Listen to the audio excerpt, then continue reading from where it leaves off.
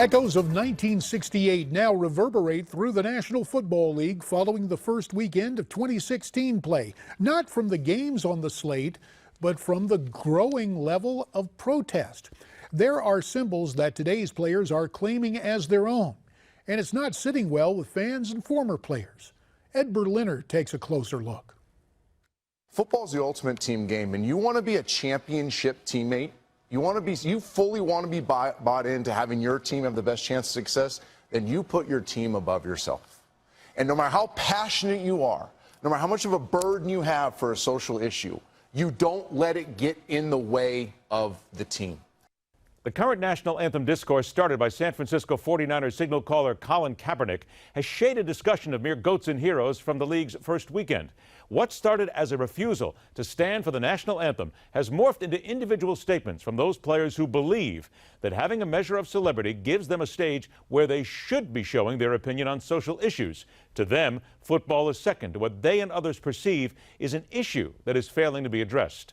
The Seattle Seahawks surprised even their beat writers by showing up with arms locked on the sidelines in a show of solidarity, as the expectations were for something more controversial. Flashpoints were in Kansas City, where cornerback Marcus Peters raised his fist during the anthem, bringing back memories of the 1968 protest from American Olympians Juan Carlos and Tommy Smith. We need to educate the youth that's coming up, because we keep educating the kids, then we eliminate these problems. In Denver, linebacker Brandon Marshall took a knee and is already feeling the blowback. Dropped by the Air Force Academy Federal Credit Union as a paid spokesman and dealing with the reaction on social media. I had a lot of negative, a lot of racist comments. People calling me the N-word and calling me all kind of derogatory terms. So it is what it is. There's a lot of hate out there, and I'm not here to spread hate or negativity. I'm here to spread positivity. Fan anger is growing, and one wonders how far the usually very controlling NFL will allow this to play out before becoming involved. JD, it's all yours. Thanks very much, Ed, and let's get some immediate reaction. To do so, let's turn to YouTube personalities and hosts of The Viewer's View, Diamond and Silk. Ladies, welcome back to Newsmax Prime. You heard Ed's reporting. When a football player takes a knee during the Star-Spangled Banner, what's your reaction? Well, my reaction is the fact that, you're not educating children by doing that. And what you're showing people is that they can come into our country, disrespect our flag, disrespect our country, and disrespect our national anthem. You are supposed to set the tone. You're supposed to be the one that you have a responsibility as a leader. It's time for some of these endorsements to be removed from these players. How is it that you say that you can play for an American team, but you don't want to be patriotic and at least salute the flag or say the Pledge of Allegiance? Exactly. Out of respect for our right. soldiers and our veterans and our police officers. And keep in mind, it's because of those soldiers, those different veterans or whomever, that you are able to be there on that football field and play that game called football and make those millions of dollars. That's right. The least thing you can do is respect our veterans, respect the national anthem, stand up for what's right, not get down on your knee. That's right. Well, ladies, YouGov conducted a poll with regard to the NFL players protesting and taking a knee during our national anthem. Here are the results. First of all, majority of people polled disapprove of protesting by not standing for the national anthem. That number, 57% disapproval. When the numbers are differentiated between black people and white people overwhelmingly disapprove.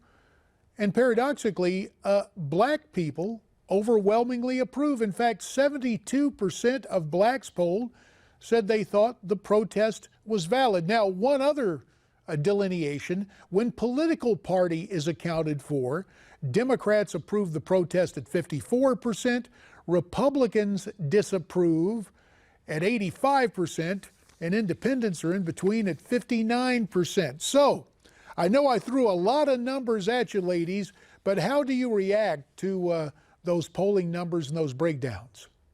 Well, it's very sad that African Americans, black people, and even the left will go along with this foolishness. It's so sad that we've taken respect out of the White House, out of all of our traditions. And now we want to now disrespect the flag, disrespect our veterans, disrespect people that serve. It's crazy. Yeah. We have to get back to the level of respect. So I'm not in the poll. I'm not for all that protesting. That's right. Stand up, salute the flag, say the Pledge of Allegiance, and keep it moving. And the people that's protesting, how about going into these neighborhoods and protest there? Exactly. Because we have our Black brothers and sisters still killing up each other. That's right. And for the ones that's taking a knee, have they donated any of that money to those Black neighborhoods, the ones that they are protesting for? And they don't even live in those neighborhoods. Exactly. But they live behind picket fences. So I think it's they're contradicting themselves is what they're doing. Exactly. Well, it is interesting to look at the league itself. The NFL publicly supports a player's right to protest, but ladies, should fans consider boycotting the National Football League if more and more of these players refuse to stand during the national anthem? Well, absolutely. Yes. Why should we give them our money and they can't even respect our veterans and our officers and the people that serve to protect us and went to fight for us for we can be free over here? That's right. So why should we continue to support them? Maybe we should boycott. They want to boycott the flag and the Pledge of Allegiance. Maybe it's time for us to boycott as well. That's right. If it's good for them, it should be good for us. And now it'll make them want to put their money where their mouth is. That's right. All right, ladies, it's very interesting to talk about another ritual of the fall, albeit every 4 years, that, of course, being the presidential campaign. This morning, Donald Trump phoned into CNBC and had a few interesting comments about the upcoming debates. Let's look and listen. They're saying about how Matt Lauer was nice to try. He wasn't nice to me. He was tough on me. He gave me tough. I answered him better than she did. The fact is that they're gaming the system. And I think maybe we should have no moderator. Let Hillary and I sit there and just debate, because I think the system is being rigged, so it's going to be a very unfair debate. I think it's very unfair what they're doing. So I think we should have a debate with no moderator, just Hillary and I sitting there talking. As appealing as that is, ladies, isn't it a little late? I mean, I don't think they're going to be able to go to those Lincoln and Douglas rules. But what do you think that would look like, just for grins, if the moderators were eliminated and it was just Donald Trump and Hillary Clinton side by side on stage?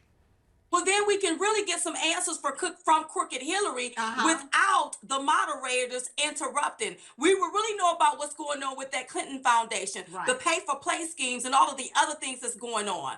And why she don't understand that C stands for classified instead of Clinton cash. So we will really start understanding some things. I love it that way, if they can sit down and have a debate without the liberal moderators.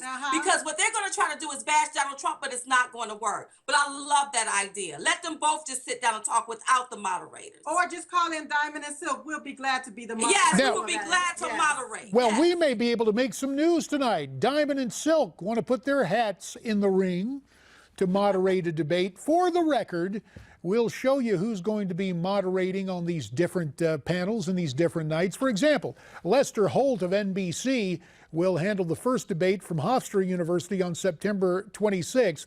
Then right here, the second presidential debate's a town hall meeting. I'd love to see Diamond and Silk. Instead, it's Martha Raddatz of ABC and Anderson Cooper of CNN. And then the third and final presidential debate, October 19th, features Chris Wallace of Fox News.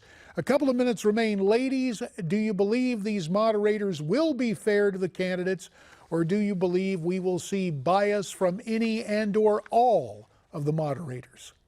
I believe that some of the moderators are going to be biased. You know, we have 50-some days into the election, so they're going to try to make their candidate look good. We're talking to a lot of people on the left. I think it's only one that's on the right, the rest of them is on the left. So their thing is to try to dig, dag, and throw daggers at our man, Donald J. Trump. But they remember now, they did that at one debate with that Megyn Kelly. I hope they don't let this happen with these debates. Or we're going to have another video probably go viral. That's right. 1 minute remains. We ought to talk about that Commander-in-Chief's Forum last week, where Matt Lauer, as Mr. Trump pointed out, Matt Lauer was pretty tough on Mr. Trump, but he did not take issue with the nature of the questions. He just answered them.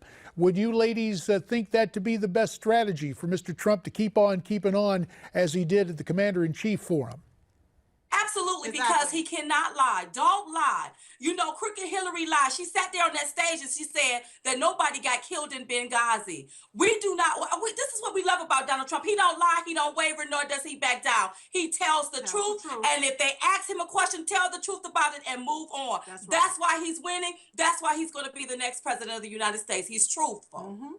Ladies, we always appreciate your perspective. Thanks for your time tonight on Newsmax Prime. A reminder, you can follow our friends on Twitter at Diamond and Silk, The Viewer's View on YouTube, and also at diamondandsilk.com for their latest. Again, our thanks for you appearing tonight on the program, ladies. And when we return, the major story came yesterday. Hillary Clinton, officially diagnosed with pneumonia, spending some time yesterday afternoon recovering at her daughter's apartment. Is that all there is to it, or are there more dire medical problems?